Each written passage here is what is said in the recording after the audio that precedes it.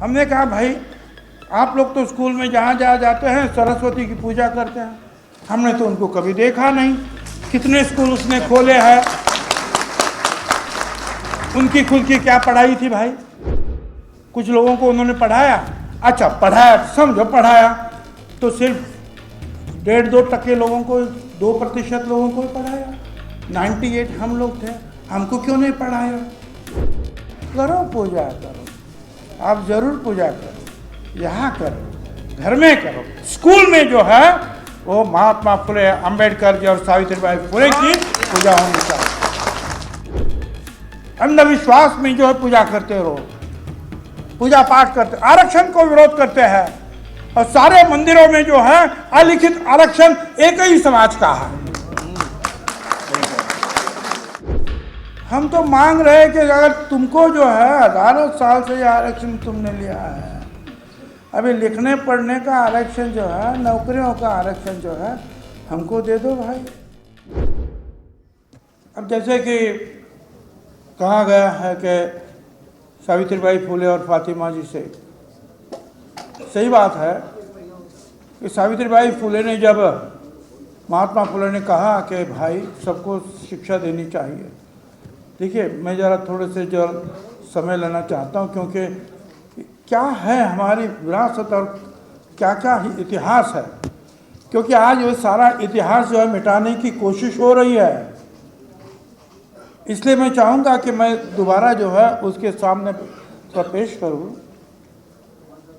एक तो एक समझने की बात है कि 150 साल पहले ये समझा जाता था कि कुछ जो है उच्च वर्णीय है जो ब्राह्मण है, और बाकी सब शूद्र और अति शूद्र है।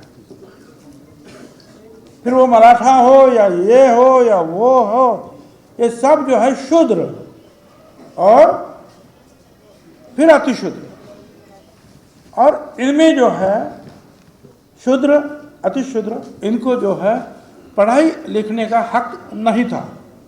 अच्छा ये तो ठीक है, ये तो पुरुषों के बारे में हुआ, मगर ब्राह्मण लोगों की जो महिलाएं थी, लड़कियां थी, उनको भी लिखना पढ़ने का अधिकार नहीं था। तो महात्मा फुले ने कहा ये तो शूद्र से भी अति शूद्र है, ये महिलाओं का जो है जन्म हो रहा है, जन्म चला है।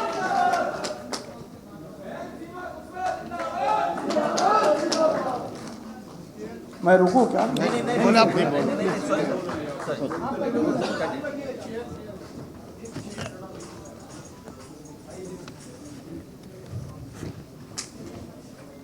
शूद्र से जो अति शूद्र जो महिला है, तो महात्मा फुले ने जो है दलितों को, शूद्रों को पढ़ाना लिखाना तो शुरू कर दिया, मगर लड़कियों को कौन पढ़ाए, कौन सिखाए? सावित्रीबाई फुले भी तो लिखी पढ़ी नहीं थी, तो उनको सिखाया गया पहले, महात्मा फुले जी ने उनको सिखाया। और सावित्रीबाई फुले ने जो है पहला लड़कियों का स्कूल जो है पुणे में शुरू कर दिया। और ये ध्यान में रखिए, उस पहले दिन उस स्कूल में जो लड़कियां आई थी, 6 लड़कियां आई, और 6 के 6 लड़कियां जो है वो ब्राह्मण समाज की थी, ब्राह्मण थी, 6 के 6 लड़कियां। और तभी से जो है ये लड़कियों, और उस समय उनका साथ दिया था फातिमा बी शेख ने। फिर वो मुस्लिम हो या हिंदू हो, हम ही सब लोगों ने उनका विरोध किया था। हम ही लोगों ने पत्थर, हम ही लोगों ने मारे थे। हमको कहा गया पत्थर मारो, ये पाप है, हमने मार दिया। गोबर उछाल उनका हमने किया, क्योंकि इतनी अकल तो हमारे पास कभी भी नहीं थी। अपने लोगों के ऊपर जो अच्छे काम कर रहे थे उनके साथ लड़ाई हमने की। काम तो उनके बहुत सारे हैं, मैं क्या क्या कहूँ। उस समय महिलाओं के ऊपर इतना अन्याय था, और वो भी जो उच्च वर्णीय महिलाओं के ऊपर, अगर उनका मर्द जो है चल बसता है तो बाल कटा, ये करो वो करो। और इतना ही नहीं, अगर वो सती नहीं जाती है और घर में रहती है तो उसके ऊपर कई सारे जो जुल्म ढाए जाते थे। और फिर उसमें से जो अगर वो पेट से रहती है तो वो उनके सामने या तो बावड़े में डूब जाना या कुछ खाकर जो है अपना आयु खत्म करना, यही काम था। तो महात्मा फुले और सावित्रीबाई फुले ने पूरे पुणे शहर में जो है पोस्टर जैसे लगा दिए कि ऐसे जुल्म जिस पर हुए हैं, तो मेरे सारी ये लड़कियां, हम तुम्हारे माँ बाप हैं, आप आत्महत्या ना करें, आप हमारे पास आइए, हम आपकी सारी सेवा करेंगे, आपके बच्चों को भी संभालेंगे, आपको भी संभालेंगे, सब कुछ। तो बाल हत्या प्रतिबंधक गृह जो शुरू कर दिया, उसमें भी पहले दिन 40 महिलाएं आई, सारी की सारी ब्राह्मण समाज की थी, और उनका सारा जो डिलीवरी है ये है वो सावित्रीबाई फुले ने किया। और उसी में से एक लड़का यशवंत था, उसको उन्होंने अपना लिया, दत्तक बना लिया। और इतना ही नहीं, आगे चलकर प्लेग, जैसे अभी ये कोरोना आया था ना, उससे भयानक प्लेग आया था उस जमाने में, तब महात्मा फुले नहीं थे, तो पूना में जो कई सारे लोग, रोज सैकड़ों लोग मरते थे, तो 7 किलोमीटर 8 किलोमीटर के ऊपर एक मेडिकल कैंप उन्होंने खुलवाया सावित्रीबाई फुले ने, और उनको जो है सबको लेकर जाके, जो जिनको प्लेग होता था, सावित्रीबाई फुले वहां लेके जाती थी। और इतना ही नहीं, आगे एक पांडुरंग गायकवाड़ नामक का एक दलित लड़का 15-20 साल का, उसको प्लेग हो गया। अब प्लेग होने के बाद वो चले तो कैसे चले? सावित्रीबाई फुले ने उसको पीठ पर लिया और दौड़ते दौड़ते दौड़ते 7-8-10 किलोमीटर वो जो कैंप लगा था वहाँ गए। तो यशवंत जो उनका डॉक्टर बना था, दत्तक, उन्होंने कहा कि माँ तुमको प्लेग हो जाएगा। तो वो कहती है, अगर महात्मा फुले रहते तो क्या घर में बैठते? और फिर आगे चलकर वही हुआ, सावित्रीबाई फुले को भी प्लेग ने पकड़ा और उनका जो है उसमें अंत हुआ। तो ऐसी सारी जो है हमारे सामने लोग, ये सारा इतिहास मिटाने की कोशिश हुई। अरे इतिहास तो छत्रपति शिवाजी महाराज का भी मिटाने की कोशिश हुई थे। रायगढ़ पर उनकी जो समाधि थी, 3 दिन तक जो है महात्मा फुले ढूंढते रहे, और ढूंढने के बाद उन्होंने वहां फूल वगैरह चढ़ाए छत्रपति शिवाजी महाराज के समाधि के ऊपर।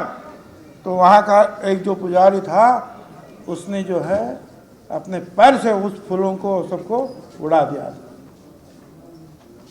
उसके बावजूद महात्मा फुले डटे रहे और उन्होंने पूजा अर्चा शुरू कर दी। और शिव जयंती जो है पहले अगर शुरू इसने की है तो महात्मा ज्योतिराव फुले ने की है। तो बात यह है कि पहले राज्य क्रांति जो है इस देश में छत्रपति शिवाजी महाराज ने की, और समाज क्रांति जो है महात्मा ज्योतिराव फुले ने। दोनों क्रांतिकारक अपने अपने जगह पर थे, और उनका साथ दिया था उस समय फातिमा ऋषि। तो उनको हम नमन करते हैं। अब कर्पूरी ठाकुर जी के बारे में भी आपको पता है, वो 2 बार मेरे ख्याल से मुख्यमंत्री भी बने, और पहली बार उन्होंने जो है बिहार में ओबीसी के बारे में बात कही और उनको न्याय देने की कोशिश भी उन्होंने की।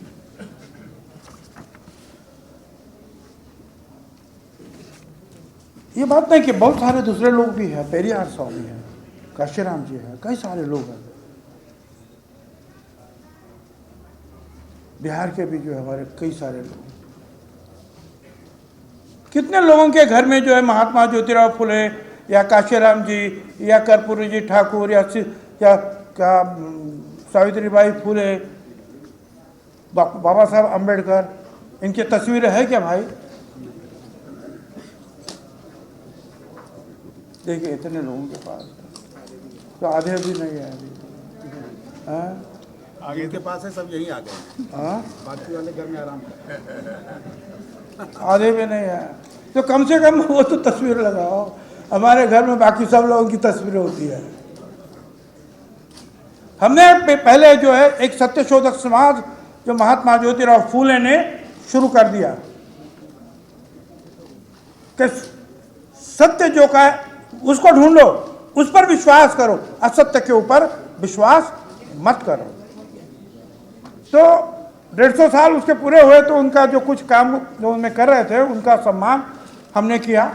शरद पवार जी जो अध्यक्ष थे, तो मैंने कहा कि भाई हमारा तो हमको सिखाने की बात जो है वो तो महात्मा फुले ने की, सावित्रीबाई फुले ने की, डॉक्टर बाबा साहब अम्बेडकर ने की, और सारे जो हमारे जो वहाँ के भौराव पाटिल रैत शिक्षण संस्था 4 लाख लड़के पढ़ते हैं वहाँ, अम्बेडकर साहब ने की, तो हम उनकी पूजा करें। हमने कहा भाई आप लोग तो स्कूल में जहाँ जहाँ जाते हैं सरस्वती की पूजा करते हैं, हमने तो उनको कभी देखा नहीं। कितने स्कूल उसने खोले हैं, उनकी खुद की क्या पढ़ाई थी भाई? कुछ लोगों को उन्होंने पढ़ाया, अच्छा पढ़ाया समझो पढ़ाया, तो सिर्फ 1.5-2% लोगों को, 2% लोगों को ही पढ़ाया। 98 हम लोग थे, हमको क्यों नहीं पढ़ाया? तो हमने कहा कि भाई जिन्होंने तुम्हारे लिए जो है सब पत्थर झेले हैं और स्कूल तुम्हारे लिए खुले हुए, उनकी पूजा करो। और जैसे हमने कहा दूसरे दिन से जो है हमारे घर के ऊपर, ये ऑफिस के ऊपर नारेबाजी शुरू हो गई, छगन भुजबल ऐसा है ना, छगन भुजबल वैसा है। और फिर जो है घर के सामने आकर सरस्वती जी को फ्रेम लगाकर पूजा करते हैं। मैंने करो पूजा करो, आप जरूर पूजा करो, यहाँ करो, घर में करो, स्कूल में जो है वो महात्मा फुले, अम्बेडकर जी और सावित्रीबाई फुले की पूजा होनी चाहिए। स्कूल के बच्चों को समझे तो सही, इन्होंने क्या क्या किया हमारे शिक्षा के लिए, क्या कष्ट उठाए। तो ये बातें आज तक है। ये क्यों है? ये क्यों चल रहा है? क्योंकि उनको जो इतिहास तुम्हारे सामने नहीं लाना है, हमारे जो अकाउंट्स है उनको तुम्हारे सामने नहीं लाना है, छुपाना है, ताकि तुम ऐसे ही जो है अंधविश्वास में जो है पड़े रहो, अंधविश्वास में जो है पूजा करते रहो, पूजा पाठ करते, आरक्षण को विरोध करते हैं। और सारे मंदिरों में जो है अलिखित आरक्षण एक ही समाज का है, वहां तो दूसरों को कोई नहीं। इतना नहीं, जो भगवान है उसके नजदीक में नहीं आने देते हैं भाई, वहां तो इनका ही आरक्षण है। हम तो मांग रहे हैं कि अगर तुमको जो है हजारों साल से ये आरक्षण तुमने लिया है, अभी लिखने पढ़ने का आरक्षण जो है, नौकरियों का आरक्षण जो है, हमको दे दो भाई। जो पिछड़ों की बात करेगा राज करेगा। और ये नहीं, ये आरक्षण की बात बाबा साहब अम्बेडकर ने जो है संविधान में लिखी है, और उन्होंने कहा एक आयोग स्थापित किया जाए और ये सारे जो ओबीसी लोगों की जो है डाटा जो है जमा कर दिया जाए और आरक्षण दिया जाए। मगर 1.5-2 साल तक उसके ऊपर कुछ भी नहीं हुआ।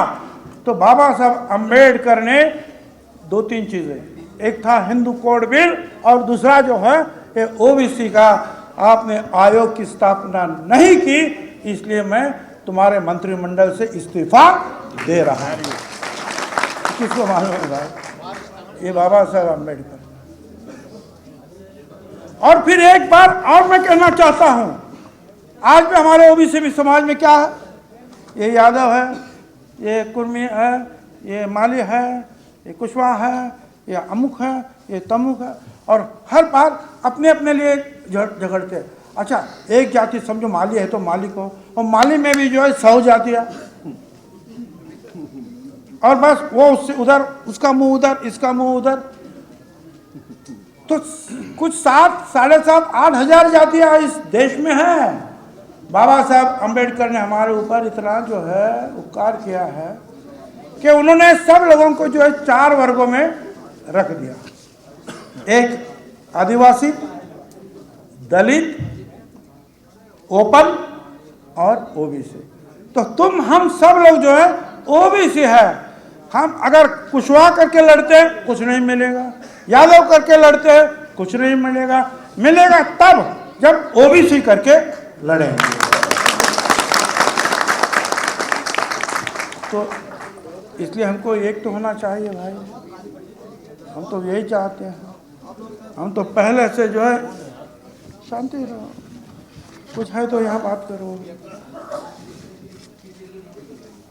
तो ये सारा जो है बार बार हमने जो यहाँ दिल्ली में तो ये राजकुमार सैनी जी और कई लोग जो इनको पता है 2006 में अखिल भारतीय महात्मा फुले समता परिषद के सारा रामलीला मैदान ओबीसी ने भर दिया था, सारा रामलीला मैदान।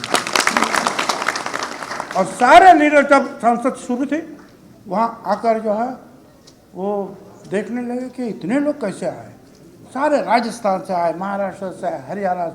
हम कहाँ नहीं गए। पटना में तो 7 लाख लोगों की जो गांधी मैदान के ऊपर मीटिंग हुई, महाराष्ट्र में तो कई बार हुई, जयपुर हुआ, सब जगह गए। हमने कहा कि उठो ओबीसी एक हो जाए। अच्छा ये नहीं कि इसलिए भुगतना भी पड़ता है काफ़ी, और हमने उसको झेला भी है। 2.5 साल जो है हम अंदर काट कर आए जेल में। ये जो महाराष्ट्र सदन है ना वो देख लीजिए भाई, ये प्रणब मुखर्जी साहब ने कहा था राष्ट्रपति भवन के बाद अगर कुछ सुंदर वास्तु है तो ये महाराष्ट्र सदन है। अभी बीजेपी का जो ऑफिस बना, वरना मोदी साहब भी उधर ही जाते थे, मीटिंग करते थे, शाह साहब भी जाते थे, सब जाते थे। तो लोग बोलने लगे एमपी महाराष्ट्र सदन बहुत सुंदर। तो पीछे वाला बोलता है मगर करने वाला अंदर। और क्या लगाया हमारे ऊपर, 25,000 करोड़ रुपया खाया। फिर बोले 10,000 करोड़ खाया, फिर बोले 5,000 करोड़ खाया, फिर बोले 1,000 करोड़ खाया, 800 करोड़। पहली जो ईडी जो है ना शुरू हुई वो ईडी हमसे शुरू हो गई। उद्घाटन हमने किया, हमारे से हुआ, अंदर डाल दिया 2.5 साल। फिर केस चली, पूछा गया भाई कितने का कॉन्ट्रैक्ट था, तो बोले 100 करोड़ का। ठीक है, कॉन्ट्रैक्ट कितने दिया था, तो कैबिनेट कमेटी ने दिया था, मंत्रिमंडल ने दिया था। 2 बार मीटिंग हुई थी, उन्होंने अच्छा ठीक है 100 करोड़। महाराष्ट्र सदन पूरा हुआ, हो गया 5 स्टार हो गया, और कुछ बिल्डिंग, अच्छा ठीक है। कितना पैसा दिया गवर्नमेंट ने कॉन्ट्रैक्टर को, आज तक एक नया पैसा भी नहीं दिया, आज तक कॉन्ट्रैक्टर को। अब आप सब लोग बोले ऐसा कैसा, ऐसा ही है भाई। महाराष्ट्र गवर्नमेंट ने जो महाराष्ट्र सदन बन गया 5 स्टार, पूरा एयर कंडीशन बिस्लेरी प्लांट के साथ, एक नया पैसा नहीं दिया है। और हम पर इल्ज़ाम लगाए गए कि हमने 1,000 करोड़ खाया। कॉन्ट्रैक्ट 100 करोड़ का था, 100 रुपया नहीं, 100 पैसा भी नहीं दिया कॉन्ट्रैक्टर को, उसको भी जो है अंदर डाल दिया। मतलब उसके ऊपर जो है क्या FIR दर्ज कर दिया, हमको तो अंदर डाल। तो ये होता है इसलिए कि आप वहाँ ज्योतिबा फुले को लगाए पेरियार। हाँ बिल्कुल, वहाँ जो है दिल्ली में और कहीं छत्रपति शिवाजी महाराज का पुतला है बहुत बड़ा, और उसके बाद उतना ही बड़ा महात्मा ज्योतिराव फुले, डॉक्टर बाबा साहब अंबेडकर, साहू महाराज, इन सभी के पुतले हैं। तो वो तो है अभी किसका दर्द कहाँ है, किसका दुख कहाँ है, मन दुख कहाँ है क्या। चलो ठीक है, मैं उनको कहना चाहूँगा, गुरुरे वक्त तुझको बात इतनी कौन समझाए, गुरुरे वक्त तुझको बात इतनी कौन समझाए, वो सुर वो सर झुक नहीं सकता जिसे कट जाना आता है। अंदर डालो और बाहर निकालो, कुछ भी करो। हम तो जो है जो दिल में ठान लिया है कि हम पिछड़ों के लिए लड़ेंगे। हम फुले शाहू अंबेडकर, पेरियार स्वामी, कर्पूरी जी ठाकुर, इनके रास्ते पर चलेंगे, लड़ेंगे। मंडल आयोग हुआ और हमने जो है हम महाराष्ट्र में विधायक भी थे और महापौर थे मुंबई के दोबारा। शरद यादव साहब भी आए थे, वो कह रहे थे कि आप चलिए, वीपी सिंह साहब आपको बुला रहे हैं ओबीसी की डोर संभालने के लिए। मगर तब जो है जनता पार्टी मुंबई शहर में जो है इतनी मजबूत नहीं थी और शिवसेना से निकलना इतना आज के जैसा आसान नहीं था। फिर भी जो है हम निकल गए और शरद पवार साहब के साथ गए और फिर जालना में जो है मीटिंग हुई 1 लाख लोगों की, और वहाँ हमने कहा कि हमको मंडल आयोग लागू करो। और उसी 1 लाख लोगों की मीटिंग में पवार साहब ने जो है मंडल आयोग पहली बार हिंदुस्तान में वहाँ लागू हुआ। शिक्षा में दिया, नौकरियों में दिया और पॉलिटिक्स में भी दिया। उसके बाद जब मंडल आयोग के बाद शुरू हुआ, कमंडल शुरू हो गया, कमंडल यात्रा। कमंडल रथ यात्रा तो ध्यान में है, मगर मंडल यात्रा को सब भूल गए भाई, है ना। अब करेंगे, विरोध हुआ, कोर्ट में केस गई, 9 जजों के सामने सुप्रीम कोर्ट में केस चली और कोर्ट ने कहा कि ओबीसी का आरक्षण बिल्कुल सही है, उसमें गलती कुछ नहीं है, देना चाहिए। बार बार हमको पूछा जाता है कि भाई इसका जो है लोग कितने हैं, इनके लोग कितने हैं, लोग कितने हैं, लोग कितने। 1929 में लास्ट जनगणना जो ब्रिटिश गवर्नमेंट ने की, उसमें जो लिखा गया कि 54% ओबीसी है। उसके बाद में तो ये महायुद्ध शुरू हुआ, ये हुआ, वो हुआ, फिर कुछ नहीं हुआ। फिर हमने कहा कि भाई ओबीसी का जो आयोग निर्माण हुआ वो कालेलकर आयोग निर्माण हुआ। कालेलकर आयोग ने राष्ट्रपति को लिख दिया कि ओबीसी को आरक्षण देना चाहिए, ये करना चाहिए। फिर कुछ गड़बड़ हुआ, फिर कालेलकर ने लिख दिया। वो तो मैंने लेटर तो लिखा है मगर मेरा विरोध है। ब्राह्मण रहा होगा, प्रेशर आया, पता नहीं किसका। पहले तो कहा कि कालेलकर कमेटी ने कि ये सब ठीक है दो, और फिर लेटर लिखा कि मत दो। उसके बाद में मंडल साहब आए और फिर वीपी सिंह साहब के समय में ये हमको लागू हो गए। अब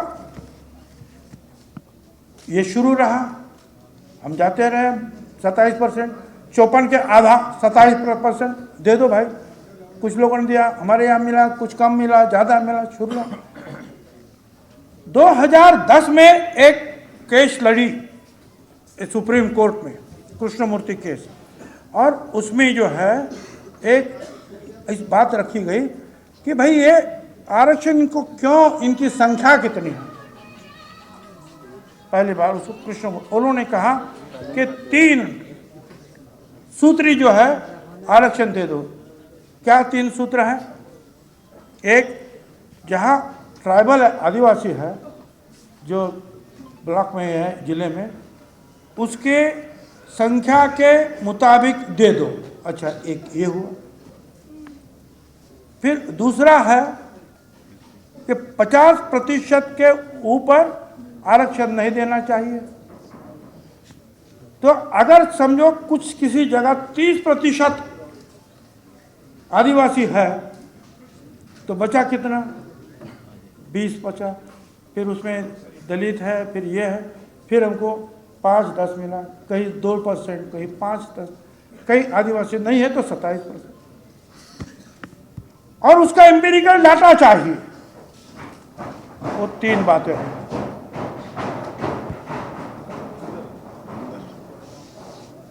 अब हमने क्या किया, उसी समय महात्मा फुले समता परिषद, हम सुप्रीम कोर्ट में गए और हमने कहा 2011 से जो जनगणना हो रही है उसमें ओबीसी की जनगणना करो, गवर्नमेंट को बोलो करो, केस चली। और उसी समय हमारा लड़का जो समीर भुजबल वो सांसद था। मैंने भाई वो कोर्ट की लड़ाई तो हम लोग लड़ेंगे, तुम सांसद हो तो लड़ो।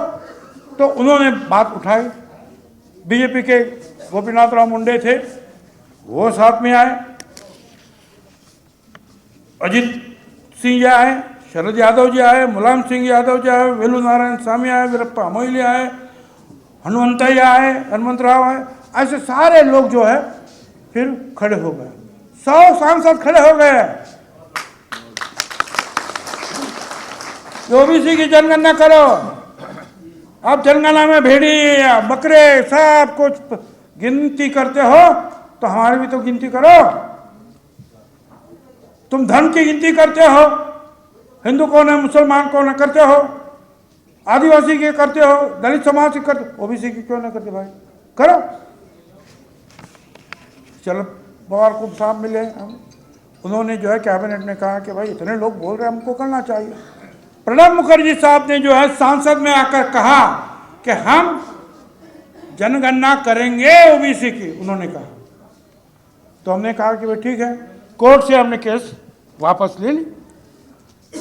अब काम तो शुरू हो गया मगर वहाँ थोड़ी सी गड़बड़ हो गई। गड़बड़ ये हो गई कि जो जनगणना आयुक्त है, 10 वार्षिक करता है, वो अगर करता है उसमें कोई गलत बात करता है तो उसको सजा है और पूरे ढंग से वो काम होता है। ओबीसी की जनगणना उन्होंने गांव में जो है ग्राम विकास खाते को बोला तुम करो, और शहर में कहा कि शहर विकास निगम जो है वो करे। अच्छा भाई ठीक है वो करो। अब वो सारा डाटा जमा हुआ 2014 में 15 में वो तैयार होकर गवर्नमेंट में आया, और तब गवर्नमेंट था मोदी साहब का। तब जेटली साहब ने कहा कि हमारे पास जो सारा डाटा आ गया है, हालत बहुत बदतर है, औरतें अभी स्कूल में नहीं जा सकती है, ओबीसी के कष्ट के काम करते हैं, एजुकेशन नहीं है, उनके हेल्थ बराबर नहीं है, आंकड़ा नहीं बताया। अब इसके आगे क्या होता है देखिए, देखो ये इतिहास में तुमको समझा रहा हूं कि क्या क्या इतिहास कैसा बदलता जा, और आज हम मांग जो करते हैं वो क्यों कर रहे हैं। अब ये तो चलता रहा, 2010 के बाद 27% आरक्षण मिलता रहा। 2017 में बीजेपी का एक विकास गौली नामक लड़का जो है या इंसान सुप्रीम कोर्ट में वापस गया, बोला इन्होंने जो है 2010 में जो कहा था एम्पिरिकल डाटा ना ये ना वो, ये नहीं किया महाराष्ट्र सरकार ने, इसलिए उनको ओबीसी का आरक्षण मत दो। और वहाँ के जो है जज साहब थे उन्होंने कहा कि बराबर है, ओबीसी का आरक्षण नहीं दिया जाएगा महाराष्ट्र। हम बैठ गए, अभी कह रहे थे करें क्या, जल्दबाजी में एक आयोग किया वो भी नहीं हुआ। अच्छा ठीक है, फिर मध्य प्रदेश की बारी आई तो दूसरे लोग गए कोर्ट में, भाई इसने भी तो नहीं किया एम्पिरिकल डाटा वगैरह जमा, इनको भी ओबीसी का आरक्षण नहीं दे सकते। अब गड़बड़ हो गई तो शिवराज चौहान ताबड़तोड़ दिल्ली में आ गया, फिर कुछ चक्कर चले, फिर कुछ जो है आयोग किया गया, कुछ जमा कर दिया जो। अच्छा उसकी पहले की बात यह है कि हम उसी कोर्ट में गए थे और हमने कहा था कि ये मोदी साहब की गवर्नमेंट हमको डाटा नहीं दे रही है, ये डाटा सारे देश की प्रॉपर्टी है, 5-6 हज़ार करोड़ खर्चा हुआ है, तो उसमें बोले कुछ त्रुटियां है। तो हमने बोला कि हमको दे दो, मध्य प्रदेश को दे दो, कर्नाटक को दे दो, त्रुटियां जो है दुरुस्त करेंगे। अच्छा सुप्रिया सुळे संसद समिति में थी, वहां उन्होंने कहा कि ओबीसी का डाटा है सिर्फ 1% जो है त्रुटियां है। 1% त्रुटियां तो चलता है, मगर जब हमने कोर्ट में कहा कि अब इनको कहो कि यह डाटा हमको दे दो भाई, तो तुषार मेहता साहब आए। अब वो तो करे क्या, गवर्नमेंट ने कहा, उन्होंने 2 दिन के बाद कहा कि डाटा तो हमारे पास है मगर वो ओबीसी का नहीं है। सांसद में कह रहे हैं कि डाटा ओबीसी का है। हमने मांग की थी ओबीसी का जमा है, डाटा जमा है, फिर बोलते हैं ओबीसी का नहीं है। अब कोर्ट के सामने हम क्या कहें? उन्होंने कहा कि भाई ये तो कहते हैं कि ओबीसी का डाटा ही नहीं है वो, तो तुमको नहीं मिलेगा। फिर जैसे कि आगे मैंने कहा कि मध्य प्रदेश अटक गया, तो मध्य प्रदेश ने आयोग कर दिया, फिर हमने भी वैसे कर दिया। और फिर उसी कोर्ट में जो है तुषार मेहता साहब आए मध्य प्रदेश के लिए और उन्होंने कहा कि भाई आरक्षण दे दो इनको, फिर हमको भी मिल गया। अभी यूपी अटक गई, यूपी,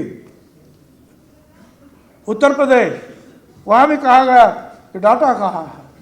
अब एक या दो, एक राहुल वाकर के और एक दो बीजेपी के जवान जाते हैं हमारे खिलाफ, महाराष्ट्र के हैं, और सारे देश को जो है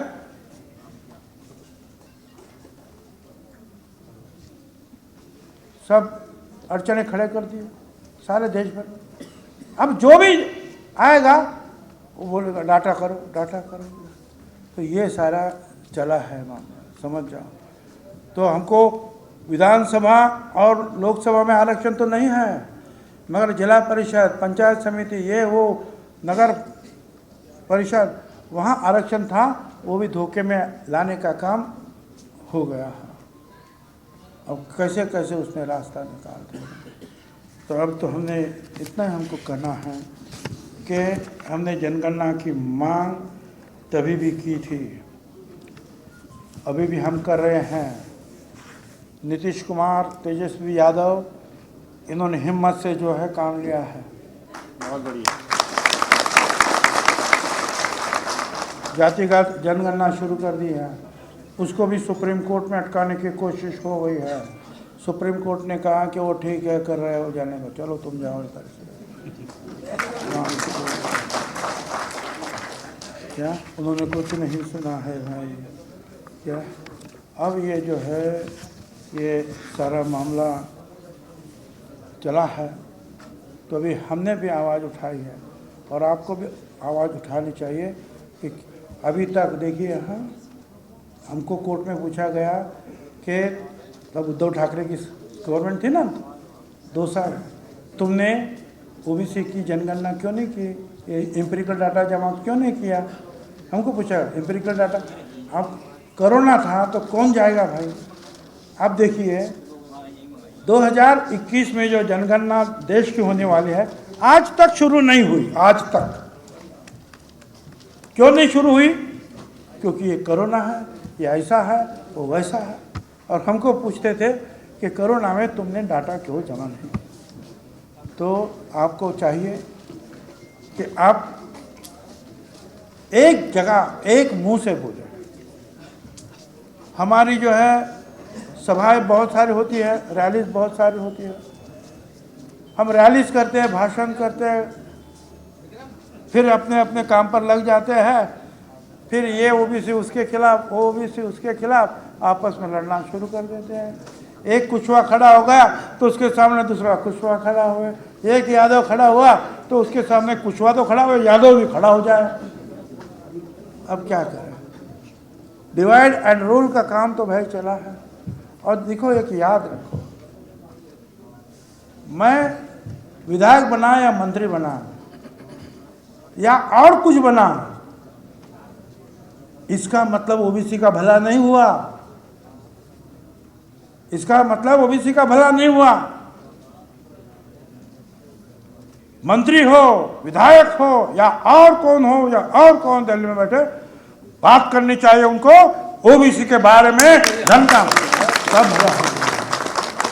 अभी तो बहुत सारे लोग हैं, नहीं ऐसे नहीं, मंत्री भी है, उप मुख्यमंत्री भी है, और भी बड़े बड़े कुछ हैं। कोई कह रहा है प्रधानमंत्री भी है। हाँ भाई, मोदी साहब भी है, हमको अभिमान है, मोदी साहब ओबीसी है। मगर मोदी साहब आपको भी तो अभिमान होना चाहिए कि आप ओबीसी है। तो जरा थोड़ा हमारे तरफ भी ध्यान दे दो भाई। क्या गलती है, क्या पाप किया हम लोगों ने, क्या डर काहे का है भाई? और इसलिए आप यहाँ से जाएंगे तो इस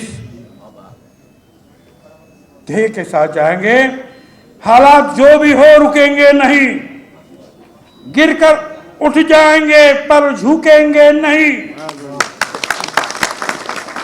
तुम चाहे जितनी भी कोशिश कर लो, जो हमारा है वो लिए बिना चुप बैठेंगे। धन्यवाद। जय श्री जय क्रांति।